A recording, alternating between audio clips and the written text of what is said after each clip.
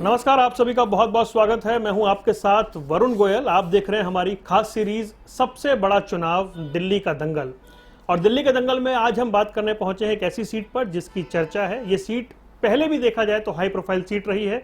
देश की राजनीति के कई दिग्गज यहां से मैदान में उतरे हैं और आज हमारे साथ हैं आम आदमी पार्टी के उम्मीदवार या कहें आम आदमी पार्टी इंडिया गठबंधन के उम्मीदवार सोमनाथ भारती जी, और उनसे जानेंगे कैसा चल रहा है उनका चुनाव। सोमनाथ जी, बहुत बहुत स्वागत है। बहुत बहुत धन्यवाद आप गोयल साहब, आपने मुझे इस काबिल समझा कि अपने शो पर लेके आए। सोमनाथ जी, सबसे पहले जिन उम्मीदवारों के टिकट घोषित हुए थे उनमें आपका नाम था, तो मैं मान लूं लगभग 2 महीने हो गए हैं। कैसा कैंपेन चल रहा है, कैसा रिस्पांस मिल रहा है? मैं मालवीय नगर विधानसभा क्षेत्र में पिछले 9 साल से विधायक हूँ। जनता ने मुझे अथाह प्यार दिया है। आप समझ सकते हैं किसी वक्त ये सीट भाजपा की हुआ करती थी। उस सीट पे सोमनाथ भारती को क्षेत्र की जनता ने पहले चुनाव में जिताया 8,000 की मार्जिन से, दूसरे चुनाव में 15 में जिताया 16,000 की मार्जिन से, तीसरे चुनाव 20 में जिताया 19,200 की मार्जिन से, और चौथे बार तो कमाल कर दिया। तो तीनों पार्षद की सीटें थीं, तीनों पे भाजपा की 50-50 साल से जो होल्डिंग थी इन सीटों पे, उसको ध्वस्त करके जनता ने आम आदमी पार्टी के पार्षदों को जिताया।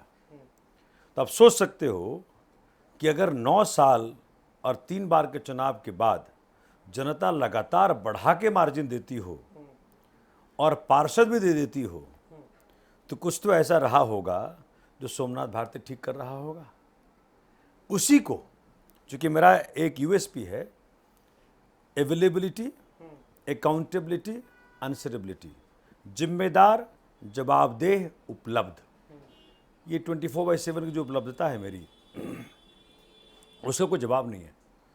ये तो विधायक की उपलब्धता है। अब क्या है कि ये जो हमने मॉडल क्रिएट किया यहाँ पे, उस मॉडल को हमने एक्सपेंड करना है। नई दिल्ली लोकसभा के अंदर 10 विधानसभाएं हैं, उसमें मालवीय नगर विधानसभा एक है, पटेल नगर, मोती नगर, राजेंद्र नगर, करोल बाग, ये 5 हो गए। करोल बाग जिला, फिर नई दिल्ली विधानसभा, कस्तूरबा नगर, जीके, आरके पुरम, मालवीय नगर, ये 5 इधर हो गए। तो मालवीय नगर के अलावा जो 9 विधानसभाएं हैं, जब मैं वहाँ गया, करीब करीब हर गली हर नुक्कड़ हो आया हूँ, मेरे आंखों में आंसू थे जब मैं ये देखा कि मेरे पहुँचने से पहले मेरी कहानियाँ पहुँची हुई हैं। मतलब जो क्षेत्रीय जनता ने मुझे अथाह प्यार दिया है, हर व्यक्ति करीब करीब जानता है किस किस प्रकार से क्षेत्र की जनता का काम यहाँ पे किया गया। आज क्षेत्र की जनता का मोहब्बत इस प्रकार से है, कोई भी नेगेटिविटी नहीं है कहीं भी, हर तरफ पॉजिटिविटी है। क्यों है ऐसा?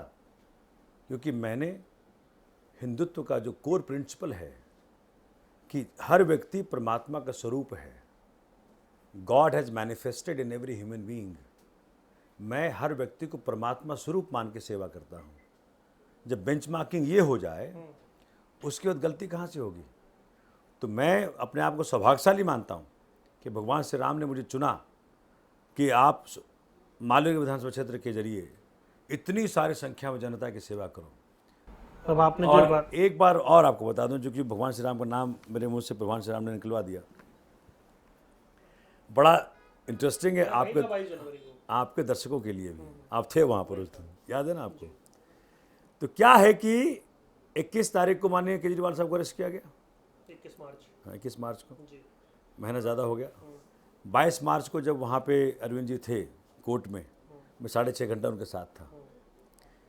मैंने एक सवाल पूछा सर को कि सर आप ये बताएं, चूँकि काफ़ी समय था अपने पास, कि सोमनाथ भारती नई दिल्ली लोकसभा चुनाव लड़े, ये बात आपके जहन में कब आया?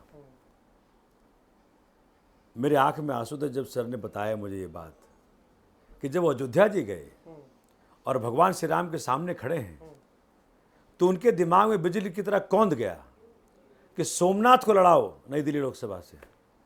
जैसा कि मानो कि भगवान श्री राम ने आदेश दिया हो केजरीवाल साहब को कि तुम सोमनाथ भारती को नई दिल्ली लोकसभा से चुनाव लड़ाओ। इससे बड़ी बात मेरे लिए क्या होगी? मुझ जैसा छोटा आदमी का इस प्रकार से अगर एक मैसेज मिल रहा हो कि भगवान श्री राम के सामने खड़े केजरीवाल साहब के दिमाग में बात आई कि सोमनाथ भारती को नई दिल्ली लोकसभा से लड़ाओ, मैं तो धन्य हो गया। आप भी बीजेपी के पीछे बैटिंग कर रहे हैं। मैं बैटिंग नहीं कर रहा, मैं कोई राम के नाम पे वोट नहीं मांग रहा हूँ। आप मेरे क्षेत्र में चले जाएं, देखो हिंदुओं में क्या कहा हमने, वसुधैव कुटुंबकम, पूरा विश्व जिसका परिवार हो। विश्व में सब आते हैं। हम तो इस धरती पे बैठा हर व्यक्ति, हर जीव, हर जंतु सब उस परिवार में आता है। हिंदुत्व कोई, जो भाजपा का हिंदुत्व है बहुत संकुचित है, वो अवसरवादी है, क्योंकि वहां पे सिर्फ और सिर्फ क्षुद्र राजनीतिक लाभ के लिए वो कर रहे हैं। हमारा राजनीतिक लाभ का नहीं है। आम आदमी पार्टी, अरविंद केजरीवाल इकलौता व्यक्ति हैं जिसने कहा हिंदुस्तान में हर चुनाव के पहले, अगर काम किया है तो वोट दो, अगर काम ना किया है तो वोट ना दो। आपने अभी गिनवाया कि 3 बार आप जीते, आपका मार्जिन बढ़ा, जनता ने प्यार दिया। वो तो पूरी दिल्ली में हुआ था कि आम आदमी पार्टी 3 बार जीती, लेकिन लोकसभा के अंदर वो पैटर्न चेंज हो जाता है। वो 14 में भी हुआ, वो 19 में भी हुआ। तो 24 में वो पैटर्न नहीं बदलेगा या 24 में वो बदल जाएगा, इतना भरोसा सोमनाथ भारती को कैसे है? देखिए, पहली बात तो ये है कि 14 और 19 का जो चुनाव था वो एक अलग चुनाव था। 24 में इस प्रकार से डेमोक्रेसी की गला घोटी जा रही है मोदी जी के द्वारा, ये सब देख रहे हैं। आप सोच सकते हैं, जिनका अहंकार भरा है 400 पार, मैं जगह जगह जा रहा हूँ, हाथ जोड़ रहा हूँ, भाई साहब मुझे वोट करिएगा, क्योंकि मेरे पास ऐसा बैकग्राउंड है। मालवीय नगर विधानसभा क्षेत्र में हमने इतना काम किया है, इस प्रकार से काम किया है, उसके आधार पे मैं आईआईटी का प्रोडक्ट हूँ। मेरे बैचमेट्स एप्पल और माइक्रोसॉफ्ट के हेड हैं, चार्टर्ड फ्लाइट से आते हैं। सोमनाथ भारती इकलौता अपने बैच में रहा जिसने चुना कि मैं देश में रहूँगा, देश सेवा करूँगा, देश के लिए मरूँगा, देश के लिए जीऊँगा। तो इस प्रकार के बैकग्राउंड का व्यक्ति, फिर जब मैंने आईआईटी के बाद सुप्रीम कोर्ट में प्रैक्टिस किया शुरू, क्या रहा मेरा ध्येय रहा, क्योंकि most powerful non political tool law है अगर देश सेवा करनी है। हमने हर प्रकार से उन चीज़ों करने का प्रयत्न किया जिससे कि देश की सेवा हो सके। तो आज जब मैं जाता हूं क्षेत्र में तो अपनी बातें रखता हूं। मैं ये नहीं कहता हूं कि मोदी 400 पार, अरे भैया वो तो अहंकार भरा है। आप अपनी खूबियां गिनाइए ना। आप बोले कि देखो जी हमने 10 साल में ये कर दिया, ये कर दिया, ये कर दिया, ये कर दिया, ये कर दिया। अगर आपको लगता है कि भाजपा ने 10 साल में इतने काम कर दिए, आपको लगता है कि क्षेत्र के सांसद ने 10 साल में इतने काम कर दिए, तो आप वोट दे दो। नहीं लगता है तो वोट मत दो। ऐसा कहने की हिम्मत है भाजपा को? मैं आपसे पूछना चाहता हूँ, कहीं कहा है भाजपा ने ऐसा? नहीं कहा है। वो तो अहंकार भरे स्वरों में बात करते हैं कि 400 पार, जैसे कि जनता को डम्ब समझ रखा हो, बेवकूफ़ समझ रखा हो कि भाई आपने उनका माइंड सीज कर लिया है, आपने उनको सम्मोहित कर लिया है, वो आपके इशारों पे नाचेंगे, आप उनको कूड़ा करकट पेश करोगे, वो कूड़ा करकट खा लेंगे। ऐसा नहीं है। इस बार का दो चुनाव, दो आपका चरण का चुनाव हो चुका है। भाजपा जान चुकी है कि सत्यता क्या है, और इसीलिए 400 पार का नारा बंद कर दिया है। आपने देखा होगा कहीं 400 पार का नारा बंद हो गया इनका, इनको मालूम पड़ गया ग्राउंड की रियलिटी क्या है। अब मैं जब जाता हूँ क्षेत्र में तो लोग बताते हैं। और जो दूसरा बड़ा गोयल साहब क्या हुआ, दिल्ली में देखो 2 घटनाएं घटी, करीब करीब बराबर सामयिक थी। दिल्ली में जनता ने सत्ता दिया केजरीवाल साहब को, देश में सत्ता दिया माननीय मोदी जी को। एक व्यक्ति ने, केजरीवाल साहब ने यह सिद्ध कर दिया, अगर प्रबल दृढ़ इच्छा शक्ति हो तो आप जनता की समस्याओं का समाधान ला सकते हो राजनीति के जरिए। दूसरी तरफ माननीय मोदी जी के जब उनको सत्ता मिली, इन्होंने सिर्फ और सिर्फ प्रजातंत्र को, लोकतंत्र को, संविधान को शर्मसार किया। चुनी हुई सरकार की ताकतें छीनी आपने दिल्ली के अंदर। आज दिल्ली इस बात की गवाह बन गई कि तानाशाह चरम सीमा पर है। 21 मार्च इस देश के इतिहास में एक डिफाइनिंग लाइन खिंच गई कि जिस दिन आपने 3 बार के सबसे लोकप्रिय मुख्यमंत्री को रात के अंधेरे में चोरों की तरह पिछले दरवाजे से उठा के लेके चले गए, ये देश इस बात को सहेगा नहीं। पूरा देश इस बात का गवाह है। ये वाली बात, अगर आप जाएं दिल्ली में, चर्चा करें किसी से, पूछिए जा करके, आपको बताएगा। देखो मैं तो गवाह नहीं हूं। नहीं, अब मैं सवाल पूछ रहा हूँ ना, ये वाली बात नेता करें तो ठीक लगता है। सोमनाथ भारती वकील हैं, जब वो ये बताते हैं कि जी आधी रात को ले गए, चोरों की भांति ले गए, तो फिर ये जो बीजेपी बार बार बात कह रही है कि मामला तो अदालत में है, मामला तो कोर्ट के सामने है, कोर्ट के सामने आम आदमी पार्टी की दलीलें क्यों नहीं चल पा रही? तो कैसे बेल मिल गया संजय सिंह को? संजय सिंह को बेल कैसे मिला फिर बताइए? संजय सिंह वाले मसले पे जब सुप्रीम कोर्ट ने दबोचा ईडी को और कहा ये बताओ इस केस में कोई मनी रिकवरी हुई है और नहीं हुई है, इस केस में कोई मनी ट्रेल मिला है, नहीं मिला है, तो संजय सिंह जी के केस में माननीय उच्चतम न्यायालय ने पूछा क्या फिर भी तुम इनका बेल अपोज करोगे? क्योंकि उच्चतम न्यायालय ने कहा था अगर बेल अपोज करोगे तो आज थ्रेडबेयर इस केस को फैसला आज ही कर दूंगा। डर के मारे कि सारी पोल पट्टी खुल जाएगी। उच्चतम न्यायालय आजकल मूड में है। उच्चतम न्यायालय ने इनको नंगा कर दिया है ईडी वाले मसले पे, किस प्रकार से वसूली करते हैं ईडी के जरिए। 8,000 करोड़ ईडी के जरिए इलेक्ट्रल बॉन्ड के माध्यम से भाजपा ने शुद्ध रूपेण वसूली का साधन ईडी को बनाया और सब डेट निहित है। 1 तारीख को आप ईडी से रेड करवाते हो, 5 तारीख को वो कंपनियां तुम्हें वसूली के रूप में 500 करोड़ 600 करोड़ देती हैं और 10 तारीख को आप केस ड्रॉप कर देते हो। ये तो प्रमाण है भैया, सबने देखा किस प्रकार से कंपनियों से वसूली का साधन भाजपा ने ईडी को बनाया। इसके बावजूद क्या मुंह रह जाता है भाजपा को? आप इस पूरे केस को बहुत बारीकी से देख रहे हैं, क्या उम्मीद कर रहे हैं, कब तक आपको लगता है अरविंद केजरीवाल बाहर होंगे? देखिए वो तो तानाशाही चल रही है, क्योंकि सेक्शन 50 जो है और सेक्शन 45 जिस प्रकार से ड्राफ्टेड है, अगर आप समझें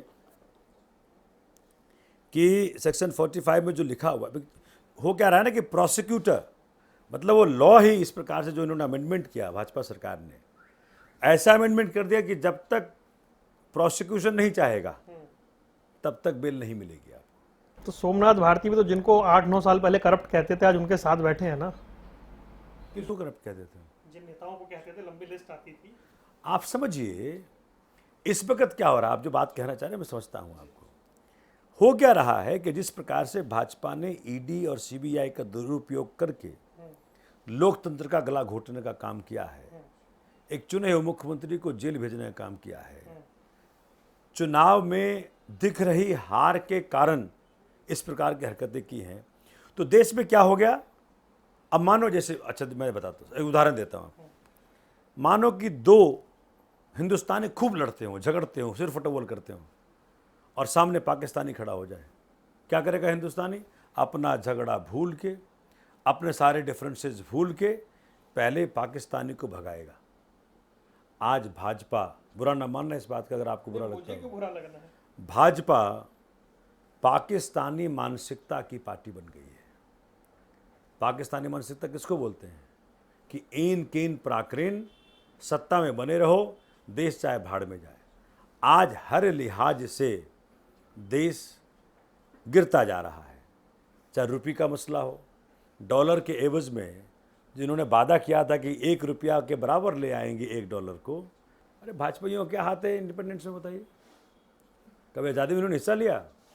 नागपुर में झंडा तक नहीं फहराया उन्होंने कई दशकों तक। चलो नागपुर से मैं दिल्ली की राजनीति। और मैं बताता हूँ आपको, सुनिए पहले, नहीं आपको सुनने का भी रखना चाहिए, धैर्य रखिए। जैसे ना अगर एक बच्चा गुम हो जाए और राजे के पास लाया गया, 2 महिलाओं ने क्लेम कर लिया, तो राजे ने कहा भाई इस बच्चे को बांट दो, 2 भाग में कर दो, आधा आधा दोनों महिलाओं को दे दो। जिसका था उसने कहा कि मुझे मत दो, इसके पास ही रहे लेकिन पूरा रहे। हमने 10 साल तक इंतजार किया। हमने सोचा जो अवतारी पुरुष माननीय मोदी जी आए हैं धरती पर, जिनके ऊपर भाजपा वाले कहते हैं कि जो राम को लाए हैं, मैं हिंदू हूँ, इस स्टेटमेंट में मुझे बहुत बड़ा तगड़ा ऑब्जेक्शन है। राम को लाने वाले आप कौन होते हैं? ताला खुलवाया राजीव गांधी ने, जजमेंट आया कोर्ट से, जनता ने लाखों करोड़ों दिए मंदिर बनाने के लिए। आप कौन होते हैं भैया? अच्छा, मैं विषय पर डाइवर्ट नहीं होना इस चाहता था, प्रकार लेकिन की- मुझे इस ऐसी प्रकार बात की- बताएं, इस वकालत प्रकार वाली की बातें करके वकालत वाली बात पूछ रहा हूं। जब ताला खुला तब भी कोर्ट के आदेश से खुला, खोला किसने? फिर वही बात है, अगर वो ताला खुला तो वो कोर्ट के आदेश से खुला, तू खोला किसने? तो उसमें राजीव गांधी का नाम लिया जाता है कि ताला खुलवाया राजीव गांधी ने। तो मंदिर बना तो वो भी कोर्ट के आदेश से बना, तो फिर बनवाया किसने, ये वाली बात आएगी। किसने बताया? इन्होंने क्या उसमें पत्थर लगाए हैं? वो तो कह रहे हैं बीजेपी का कार्यक्रम नहीं था। फिर तो क्या क्लेम कर रहे हैं फिर अपने? मतलब मैं तो देख के हैरान रहा कि मैनिफेस्टो में लिखते हैं राम मंदिर। अभी तो मैं देख रहा था किसी ग्रुप में, वो पुराने मैनिफेस्टो में तो लिखते थे ना, अभी वाले में, कल परसों वाले में, पहले वाले में भी तो लिखते ही थे। इसलिए मैं कह रहा हूं कि ये तो आपके फेल्यूअर की निशानी है, विफलता की निशानी है कि 10 साल पूर्ण बहुमत से कहीं ज़्यादा मैंडेट होने के बावजूद ना तो आपने अनएम्प्लॉयमेंट, बेरोजगारी को ठीक किया, ना आपने महंगाई को ठीक किया, ना आपने रुपये का वैल्यू सुधारा। यही माननीय मोदी जी पानी पी पी कर गाली दे रहे थे मनमोहन सिंह को, याद है आपको? क्या हक बनता है दिल्ली में बैठे रहने का, रुपये गिरता जा रहा है, रुपये गिरता जा रहा है, रुपये गिरता जा रहा है। आप भी तो शामिल थे कोसने में मनमोहन सिंह को। देखिए, जो आज इसको दायित्व मिला, हमने दायित्व को निभाया दिल्ली में, तो मैं चीज़ों को ज़्यादा खोलना नहीं चाहता। अदालत पे भरोसा, मैं खोलना नहीं चाहता। नहीं, अदालत पर पूरा भरोसा है, अदालत पर ही भरोसा है, और कोई चारा भी नहीं है हमारे पास।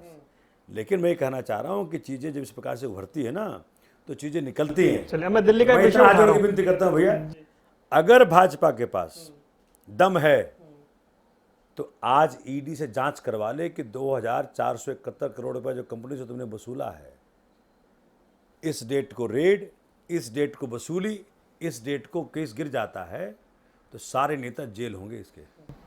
मैं दिल्ली के एक विषय पे आ रहा हूँ, क्योंकि जब आपने कहा, और यही बात हमने पूछी जो विधानसभा में आपके साथी रहते हैं, आपके प्रतिपक्ष के नेता रहते हैं, कि आम आदमी पार्टी जब ये कहती है कि वो महिलाओं को 1000 रुपये फ्री देगी, तो रामवीर सिंह विधूड़ी ने मुझसे साक्षात्कार में कहा कि 2018 से ओल्ड एज पेंशन बंद है, उसके बारे में जवाब दें पहले। दिल्ली में एक जो जिस प्रकार से जनता ने मैंडेट दिया, मैंडेट को अनादर किया भाजपा ने। आपको कहा कि विपक्ष में बैठे, पहले 3 सीटें दी थी, फिर 8 सीटें आई आपकी आई, जबकि आपके पूरा फोर्स लगा।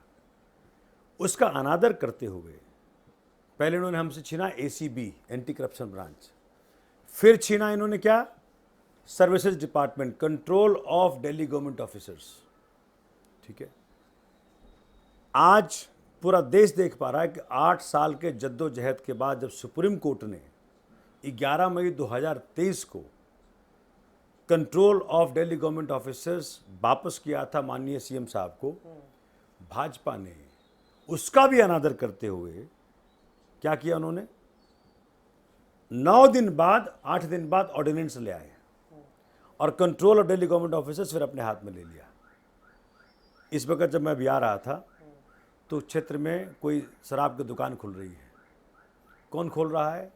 एलजी साहब के आदेश से खुल रहा है। जनता को क्या लगता है कि केजरीवाल साहब शराब का जिक्र कर पा रहे हैं आप? वैसे मैं तो ये कह रहा हूँ कि जो भाजपा सोच रही थी छुप गई है, जनता को सब पता लग गया है कि दिल्ली में जितने भी नाकामियां निकल के आ रही हैं सब भाजपा करवा रही है। नई दिल्ली और दिल्ली के अंदर जितनी पॉजिटिविटी है, इन spite of all this hardships, Kejriwal साहब करने में सक्षम रहे हैं। मैं सलाम करता, देखो आईआईटी के पढ़े लिखे हैं, उनके पास डिग्री जो है ना वो एमए इन इंटायर पॉलिटिकल साइंस नहीं। वो आपने बताया नहीं ओल्ड एज पेंशन का क्या होगा, बता रहा हूँ आपको। हाँ। अब ओल्ड एज पेंशन का जो फाइल है किसने रोक रखा है? एलजी साहब ने रोक रखा है। 2018 से जाके पूछिए ना भाई, पूछिए, बता देंगे आपको। वो जब दिल्ली की ताकत छीनी जा रही थी उगल साहब, तब ये भाजपा के 7 सांसद ताली बजा रहे थे वहाँ पे। आज अगर मान लो control of Delhi government officer छीन लेते हो आप, उसे छीन लिया आपने, हानि सोमनाथ भारती का नहीं है, केजरीवाल जी का नहीं है, हानि दिल्ली की जनता का है। आपके वोट की ताकत और कम कर दी कि जो आप आदेश मुझे देते हो कि सोमनाथ जी ये काम कर दीजिए मेरा, मैं अधिकारी को आदेश देता हूँ, अधिकारी कहता है मैं क्यों सुनूँ, नहीं करूँगा तो क्या कर लेगा हमारा, ये क्या नुकसान कर लेगा हमारा ये।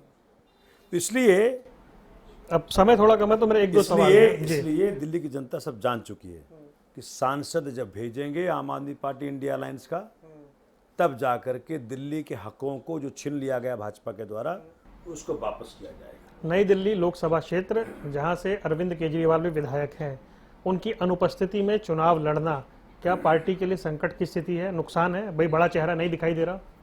देखिए, शुरू में लगा था कि अरविंद जी, देखो हमारे बड़े भाई हैं, हमारे सबसे पुराने कुलीग हैं, उनका जो फिजिकल प्रेजेंस है, सशरीर उपस्थिति जो थी, वो होता तो और अच्छा रहता, लेकिन ना होने पे इस प्रकार से भाजपा ने एक तानाशाही रवैया अपनाया, उठा के जेल में डाल दिया।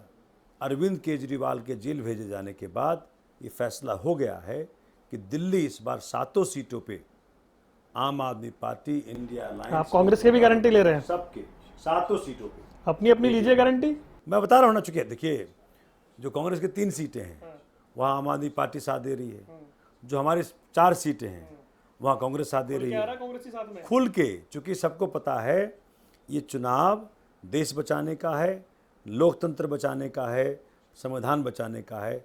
दिल्ली की जनता को मिल रही सुविधाएं, अपनी पार्टी बचाने का भी बिजली, है। पानी, शिक्षा, स्वास्थ्य, फ्री बस राइड, 1000 रुपये जो मिलने वाला है प्रति महीना, ये सब बचाने का है। आखिरी सवाल कर रहा हूं मैं आपसे। नई दिल्ली का चुनाव वकील बनाम वकील है, आपके सामने जो चेहरा है बांसुरी स्वराज, उनकी भी खूब चर्चा है, क्या आपको ये मुकाबला टफ दिखाई दे रहा है? देखिए, ये देखो, मैं मोदी जी नहीं हूँ, मैं प्रेशराइज नहीं करता किसी को, फ्रीडम है। लेकिन बता दूं, 3 चीज़ें बता दूं आपको। मोदी जी कहते हैं परिवारवाद को वोट नहीं देना, कहते हैं, खुद ही कहते हैं। तेलंगाना गए बोले परिवारवाद को वोट नहीं देना, बिहार गए परिवारवाद को वोट नहीं देना, महाराष्ट्र गए परिवारवाद को वोट नहीं देना, और यहाँ के प्रत्याशी क्या है? परिवारवाद की प्रतीक। तो जनतावाद को चुनेगी जनता, या माननीय मोदी जी का कहना भाजपा वाले मानेंगे कि भैया परिवारवाद को ना चुनो। दूसरी बात, मोदी जी क्या कहते हैं? कामदार वर्सेस नामदार। कामदार को वोट दोगे कि नामदार को वोट दोगे? तो जो जनता के बीच में रह के 9 साल जूते घिस घिस करके, in spite of the fact that I have all the credibility to live a very comfortable life, but I opted to be serving the people. मानव सेवा है, माधव सेवा है। कोरोना काल में भैया, जब नेता फोन ना उठा रहे थे ना, उस वक़्त क्या कर रहा था सोमनाथ भारती, जिसके परिवारों का ध्यान तो कोरोना में, निगम बोध घाट जाकर के अपने हाथों संस्कार कर रहा था।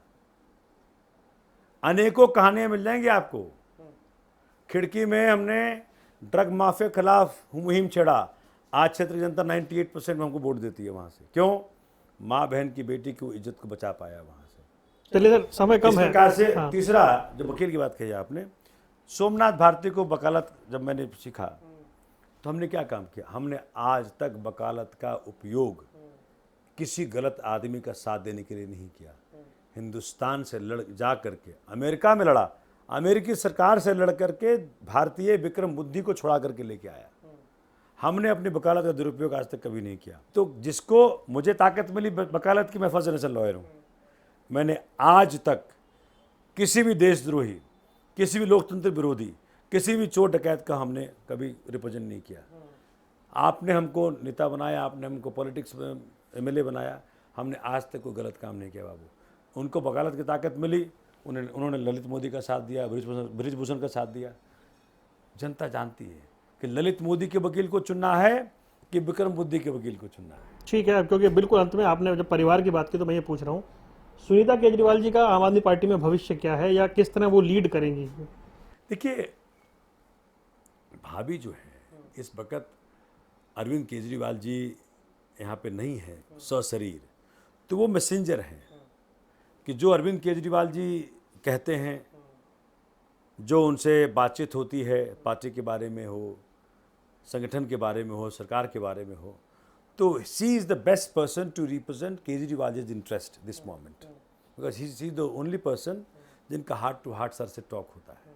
तो मुझे लगता है कि जो वो खुद भी IRS हैं, उन्होंने खुद भी सैक्रिफाइस किया हो ज़िंदगी को, तो उनसे बेहतर व्यक्ति नहीं हो सकता इस वक्त उस बात को जनता तक पहुंचाने के लिए, कि जनता को अरविंद केजरीवाल जी का मैसेज सही फॉर्म में पहुंच पाए, उसके लिए सबसे बेहतर है सुनीता केजरीवाल जी। बहुत बहुत धन्यवाद, आपने समय निकाला, हमसे बात की। आपको चुनाव के लिए बहुत बहुत शुभकामनाएं। आपका बहुत बहुत धन्यवाद कि आपने मुझे मौका दिया अपने शो पर आकर के अपनी बात रखने का। हमारे साथ थे सोमनाथ भारती, नई दिल्ली लोकसभा क्षेत्र से आम आदमी पार्टी के उम्मीदवार। आप देख रहे थे हमारा सबसे खास कार्यक्रम सबसे बड़ा चुनाव दिल्ली स्पेशल। आगे अगले कार्यक्रम में होगी एक और प्रत्याशी से मुलाकात। तब तक के लिए दीजिए इजाजत। नमस्कार।